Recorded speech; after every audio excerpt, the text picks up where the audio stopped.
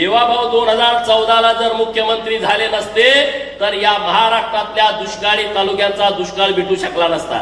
नाहीतर आधी 50 कोटी 100 कोटी 150 कोटी, अरे 150 कोटीत काय करायचं? ह्या वड्यापासून त्या वड्यापर्यंत सुद्धा उकरणं होत नव्हतं. 150 कोटी आले का नुसते ते कॉन्ट्रॅक्टरचेच पैसे जायचे.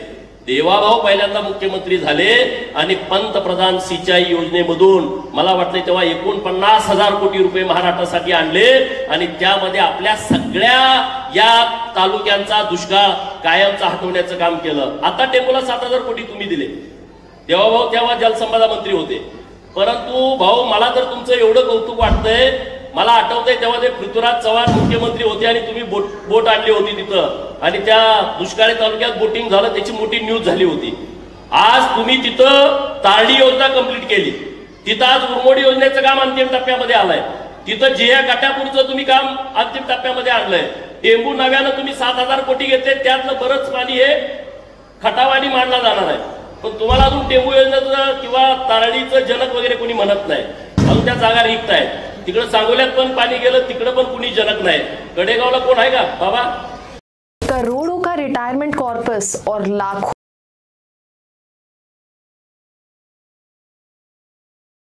तुमच्या योजनेत जनक बिनक काय नाही ना अजून कुणी.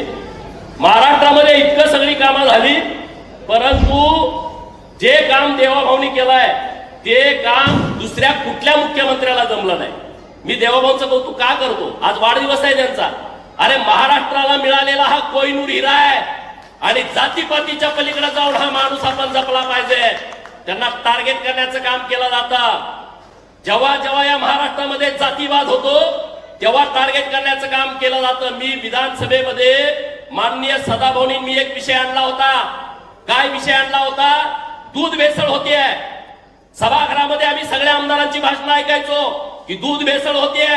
आमचा शेतकरी म्हणतोय दुधाला दर पाहिजे, दुधाला आमच्या दर मिळाला पाहिजे. आमची आई, आमची बहीण, आमचा वडील, आमचा भाऊ रात्रंदिवस शेतामध्ये राबतोय आणि मग संध्याकाळी धारा काढतोय, सकाळी धारा काढतोय, शानगान काढलं, त्याला वैरण घाललं, त्याला पेन बळून घाललं, त्याचा दिवस रात्र त्यामध्ये जातो आणि मग त्याला 30 रुपयाचा दर मिळतो. म्हणजे फॅट वरती येतो दर. 30 असेल, कुणाला 35 असेल, कुणाला 40 असेल. परंतु जेव्हा आमचं 1 लिटर दूध तिथं जातं तेव्हा हे प्रस्थापित डेअरीवाली लोक त्याचा 5 लिटर 7 लिटर 10 लिटर करतील. आम्ही तुम्हाला दाखवला.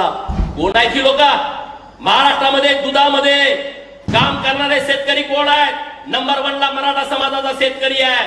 शेतकऱ्याला जात नसते, परंतु मी त्या शेतकऱ्यांना सांगू इच्छितो, अरे या सगळ्या शेतकऱ्यांचं नुकसान कोण करताय?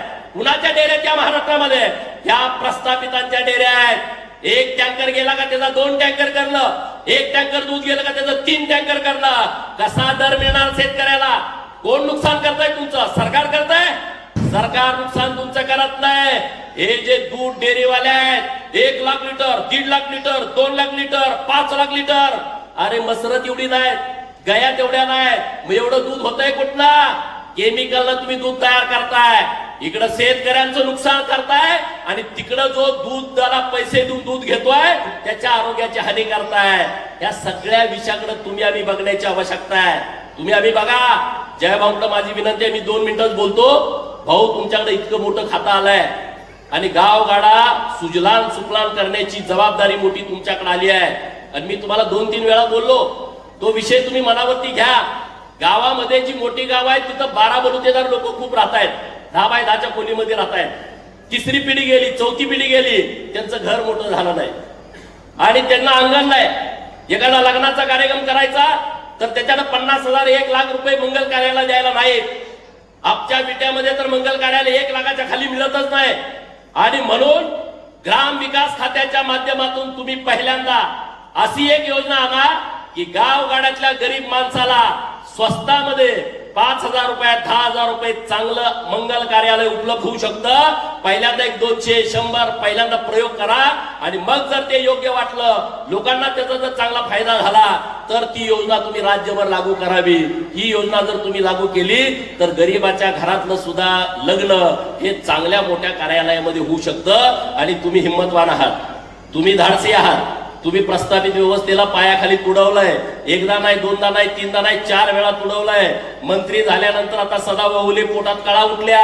लोकांनी तुम्हाला बदनाम करण्याचा प्रयत्न केला. पण तुम्ही त्यांचं बाप निघाला. तुम्ही शांत राहून असा गेम करून टाकला की आता वाचवा वाचवा वाचवा म्हणायची वेळ लोकांच्या वरती आलेली आहे. अरे गरीब घरातला एखादा माणूस आला का त्याला काय करायचं, प्रस्थापित व्यवस्थेचं ठरलंय, त्याला पहिला बदनाम करा, त्याला एकदम थिल्लर करून टाका. अरे तुमच्या 3-3, 4-4 पिढ्या त्यामध्ये गेल्या तरी तुम्हाला कोणी बदनाम करायचं नाही. परंतु एखादा सर्वसामान्य कुटुंबातला कोणी माणूस आला तुमच्या विरोधात आवाज उठवायला लागला तर त्याला डॅमेज करून टाका, त्याच्या चारित्र्यावरती संशय घ्या, त्याला काहीतरी नावं पाडा किंवा त्याच्यावरती कुठंतरी गुन्हे दाखल करा. अशा पद्धतीचे प्रकार सुरू राहत आहेत. भाऊ, आम्ही तुमच्या पाठीमागे ठामपणे उभे आहोत. आम्ही काय फार मोठे कुणी आहेत अशातला भाग नाही. देवाभाग तर सक्षमपणे तुमच्या बरोबर आहेत. सदाभाऊ असतील, मी असेल, आम्ही तुमच्या बाजूनं कायमस्वरूपी कधी कसलाही प्रसंग येऊ द्या आम्ही तुमच्या सोबत ठामपणे उभा आहे. तुम्ही पुढे जाण्याची गरज नाही. आम्ही छातीचा कोट करू. देवाभाऊसाठी तर आम्ही बाजीप्रभू सावरकर लढायला आम्ही तयार आहे. जोपर्यंत बाजीप्रभू देशपांडे म्हणले माझा राजा जोपर्यंत गडावरती जात नाही, छत्रपती शिवाजी महाराज जोपर्यंत गडावरती जात नाही आणि तोफेचा आवाज माझ्या कानावरती येत नाही तोपर्यंत मी खिंड सोडणार नाही आणि तोपर्यंत मी माझा जीव सोडणार नाही. आम्ही असे लढणारे कार्यकर्ते आहोत. आम्ही तुमच्या सोबत ठामपणे आहे, देवाभाऊंच्या सोबत ठामपणे आहे. काय लोकांना वाटत असेल गोपीचंद असा बोलतो, गोपीचंद तसा बोलतो, आज मी त्या विषयावर काहीच बोलणार नाही. I canceled my Midjourney subscription because this AI does everything I need for a one-time cost. Let's say you want to create a coloring book. All you do 25 तारखेनंतर कोण म्हणले आम्ही असं करणार आहे तसं करणार. ठीक आहे, तुमचं सगळ्यांचं ऐकून घेतो आणि मी त्याच्यावरती बोलतो. माझ्या भूमिका स्वच्छ असतात, माझ्या भूमिका स्पष्ट असतात. परवा मी रायगडला गेलो. रायगडला गेल्यानंतर मुक्कामी गेलतो. छत्रपती शिवाजी महाराजांची राजधानी, छत्रपती शिवाजी महाराजांचं पवित्र समाधी स्थळ रायगडावरती छत्रपती शिवाजी महाराजांनी हिंदवी स्वराज रायगडावर स्थापन केला आणि त्या ग्रामपंचायतचं नाव विचारलं तर त्या ग्रामपंचायतचं नाव होतं छत्र निजामपूर. आता सांगा, अरे ज्या शिवाजी महाराजांनी मोगलांना उद्ध्वस्त करून टाकलं, औरंगजेबाला नाकी नऊ आणून टाकलं, त्या राजधानीचं नाव हे निजामपूर कसं काय असू शकतं? किती मोठं षडयंत्र आहे बघा. अरे आमच्या राजाची राजधानी छत्र निजामपूर ग्रामपंचायत मध्ये कशी काय असाल? 29 तारखेला हा विषय लक्षात आला. 30 तारखेला राज्याचे मुख्यमंत्री देवाभाऊंना भेटलो, माननीय जयाभाऊंना जाऊन भेटलो आणि मला अभिमान आहे माझ्या नेत्याचा.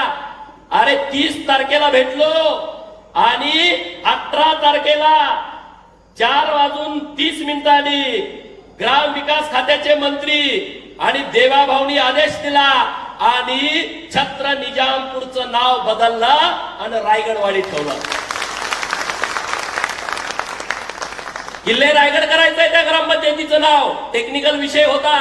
मी तुम्हाला सांगतो विश्वासानं, देवाभाऊ आणि जयाभाऊ, अरे छत्रपती शिवाजी महाराजांचं नुसतं नाव घेऊन चालत नाही, त्या विचारावरती चालावं लागतं, त्या विचारानं वागावं लागतं. आणि माझा नेता देवाभाऊ आणि जयाभाऊ या बाबतीमध्ये अत्यंत तंतोतंतपणे वागले आणि 18 दिवसाच्या आतमध्ये छत्र निजामपूरला माती देऊन टाकली आणि रायगडवाडी ग्रामपंचायत निर्माण केली. हे पुण्याचं काम आहे भाऊ. किती मंत्री झाले असतील ह्याच्या अगोदर, कुणाच्याही विषय हातात आला नाही, पण तो तुमच्या विषय हातामध्ये आला. देवाभाऊंच्या नेतृत्वामध्ये ते काम होण्याचंच होतं. नाहीतर तिकडे बघितलं औरंगाबादचं नाव बदलायला किती वर्ष गेली.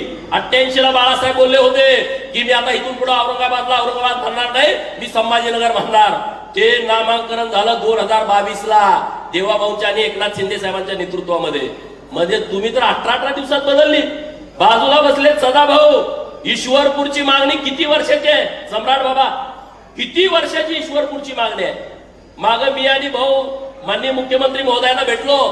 म्हटले बदलून टाकू. साहेबांचा आदेश म्हटल्यावर काय, आता आपलं खानापूर पण बदलायचंय, चिंता करू नका. सुलतान गादेला काय नाव द्यायचंय? सुलतान गादे. त्या लोकांना माझी विनंती आहे, बैठक घ्या. हे असे सुलतान बिलतान इथं चालणार नाही, खानमीन इथं चालणार नाही. जे नाव तुम्हाला अपेक्षित आहे त्याचं नाव आम्हाला द्या, आम्ही 100% नाव बदलून घेऊ. ईश्वरपूरचं नाव सुद्धा 18 तारखेला बदललं बाबा. काय काय गड्यांच्या तळपायच्या मस्तकात गेली, झोप उडाली. ते जाऊन मला न विचारता कसं काय केलं? अरे राज्याचे ते मुख्यमंत्री आहे, लोकभावना आहे की इस्लामपूरचं नाव ईश्वरपूर पाहिजे आणि म्हणून केला. मी काल कुठंतरी युट्यूबवरती बघितलं, एक हिरवा साप म्हणतो की मला ईश्वरपूर मान्य नाही, त्यानं पुढं केलंय, ज्याला बोलायला येत नाही सदाभाऊ त्याला पुढं केलेलं आहे, त्याला ईश्वरपूर नको आहे. अरे जे हिंदू विरोधी भूमिका घेतील त्यांना इथून पुढं ठेचूनच काढलं जाईल.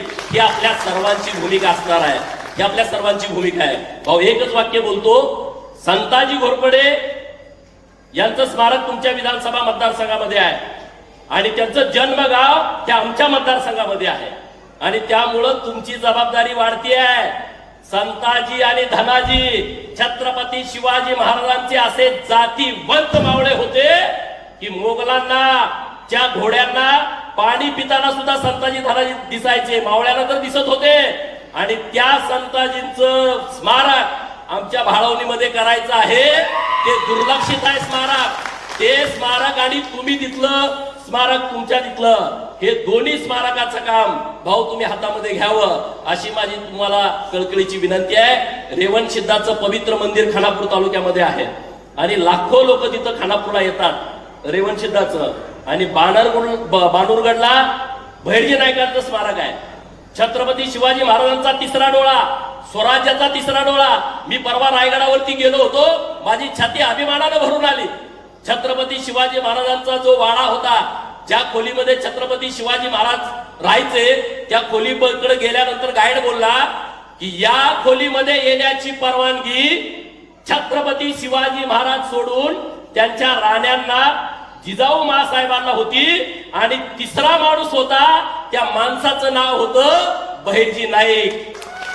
त्या माणसाचं नाव होतं बहिर्जी नाईक आणि त्या बहिर्जी नाईकांचं समाधी स्थळ माझ्या खानापूर तालुक्यामध्ये आहे. देवाभाऊ विरोधी पक्षाचे नेते होते तेव्हा आदेश दिला होता सगळ्या आमदारांना, सदाभाऊंना मला आदेश दिला की बहिर्जी नाईकांची समाधी आहे तिथं जावा आणि त्या समाधी स्थळाचा आपल्याला जीर्णोद्धार करायचा आहे. भाऊ आम्ही आमच्या परीनं केलाय, आता तुम्ही खात्याचे प्रमुख आहात पण इतकं मोठं काम आहे भाऊ.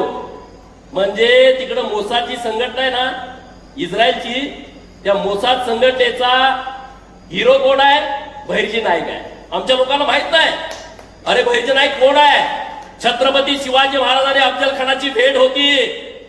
छत्रपती शिवाजी महाराजांनी अफजल खानाला बघितला नव्हता तेव्हा व्हॉट्सअप फेसबुक नव्हतं, ट्विटर नव्हतं, काही कळत नव्हतं. आणि जेव्हा भेटायला येणार तेव्हा बहिर्जी नाईक म्हणले की माझ्या महाराजांना अफजल खान दिसतो कसा ते कळायला पाहिजे. आणि म्हणून भेटीच्या ठिकाणाची रचना त्यांनी अशी केली होती. त्या काळात त्यांनी असा पडदा उपलब्ध करून घेतला होता. छत्रपती शिवाजी महाराजांना अफजल दिसायचा, अफजल खानाला महाराज दिसत नव्हते. छत्रपती शिवाजी महाराजांनी इकडूनच अंदाज घेतला त्याचा कोतळा कसल्याही परिस्थितीत काढायचा आणि त्या तयारीमध्ये ते महाराज गेले. हे सगळं प्लॅनिंग बहिर्जी राजांनी आणि दोघांनी केलं होतं.